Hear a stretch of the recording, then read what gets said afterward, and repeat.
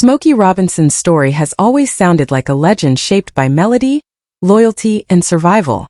For more than 60 years his life appeared inseparable from Gordy's. The two men bound together by Motown, friendship, and a shared belief in music as something sacred. They built an empire from almost nothing, endured addiction, illness, riots, fame, and loss, and somehow never publicly turned on each other. That is why, in 2025, when silence and absence replaced the familiar image of unity, people noticed immediately. Smokey Robinson was born on February 19, 1940, in Detroit's Black Bottom neighborhood, a place alive with gospel harmonies, jazz records, and blues drifting through the streets. His father worked as a truck driver, his mother stayed home, and music filled the spaces where money did not. Church choirs and spinning records shaped his earliest memories. When Smokey was 10 years old, his mother died suddenly from a brain hemorrhage, a loss that left a permanent ache. He moved in with his aunt, living in a cramped shotgun house where music became his refuge. Singing on street corners and harmonizing with neighborhood kids gave him comfort when words failed. By his early teens, Smokey had formed his first group with friends Ronald White and Pete Moore. They called themselves the Five Chimes, later performing anywhere they could, sometimes earning nothing more than candy or spare change. His soft falsetto already stood out, gentle but confident.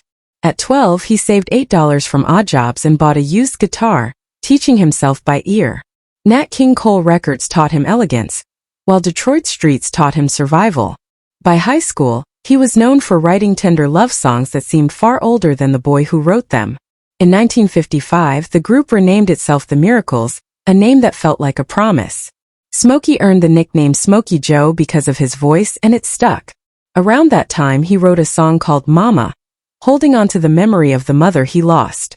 In 1956 he met Claudette Rogers, a young singer with a velvet voice that blended effortlessly with his. Their connection was instant. She joined the group, and together they completed the sound that would soon define them. The Miracles recorded their first songs in rough basement studios, working with barely functional equipment, but limitless ambition. One of those early tracks reached a local DJ, leading to bookings across Detroit. In 1959, Smokey wrote Bad Girl, inspired by a real story of teenage pregnancy in his neighborhood. The song sold thousands of copies locally and caught the attention of Gordy. Gordy licensed it to Chess Records, and it became Motown's first true chart success. Smokey's writing stood out because it told the truth, even when it hurt. At the same time, Smokey and Claudette fell deeply in love. Her parents disapproved, fearing romance would damage the group, but they eloped anyway in November 1959. Smokey's life felt uncertain then. He had been rejected repeatedly in New York, pawned his watch to afford a bus ticket home, and nearly gave up music. Days later, fate intervened. He met Gordy at a club, handed him a notebook full of lyrics, and changed both their lives. Gordy signed the Miracles to his fledgling label, and with an $800 family loan, Motown was born. Smokey quickly became more than an artist.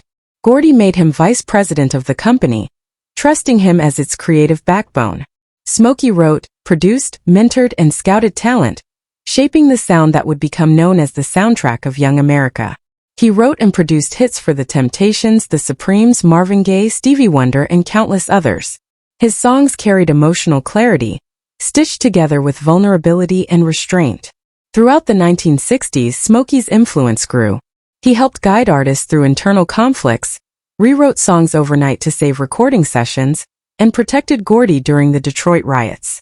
His own music reflected the times as well, sometimes quietly, sometimes painfully. The Tears of a Clown, inspired by circus imagery and inner confusion, initially failed before later becoming a massive hit. Smokey planted seeds and waited, trusting time to do its work. In the 1970s, he stepped away from the Miracles to pursue a solo career. He continued to evolve, creating moods rather than just hits. Quiet Storm became more than an album title. It became a genre. Cruisin', written during a period of loneliness and heartbreak, captured vulnerability in a way few songs ever had. Even as his success continued, a darker struggle grew behind the scenes. Cocaine addiction slowly overtook him, affecting his health, his behavior, and his stability. By the mid-1980s, Smokey was unraveling. He later admitted to hallucinating during recording sessions. Berry Gordy intervened, staging a personal intervention and insisting Smokey enter rehab. It was a turning point. Recovery was difficult, but Smokey survived. He remarried, found stability, and returned to music with renewed honesty. His later work carried the weight of experience, survival, and reflection. Health scares followed. He collapsed during a European tour, was diagnosed with prostate cancer, and faced mortality quietly. Music remained his refuge. He continued to receive honors, including induction into the Rock and Roll Hall of Fame twice and major songwriting awards. His bond with Gordy endured, publicly symbolizing loyalty in an industry known for betrayal. They stood side by side for decades, reinforcing the idea that their connection was unbreakable. Then, in 2025, everything changed. For women who worked as housekeepers in Smokey's California home, filed a lawsuit accusing him of years of sexual assault, manipulation, and abuse.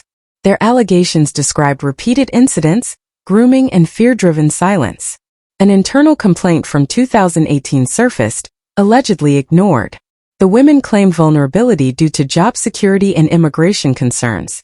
Law enforcement opened a criminal investigation, and the case moved toward trial.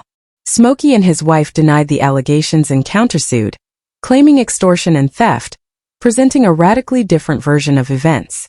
The legal battle became public, painful, and deeply polarizing. Questions surfaced about silence, power, and responsibility. The accusations struck at the heart of Smokey's legacy and shook the image of the man long celebrated for gentleness and grace.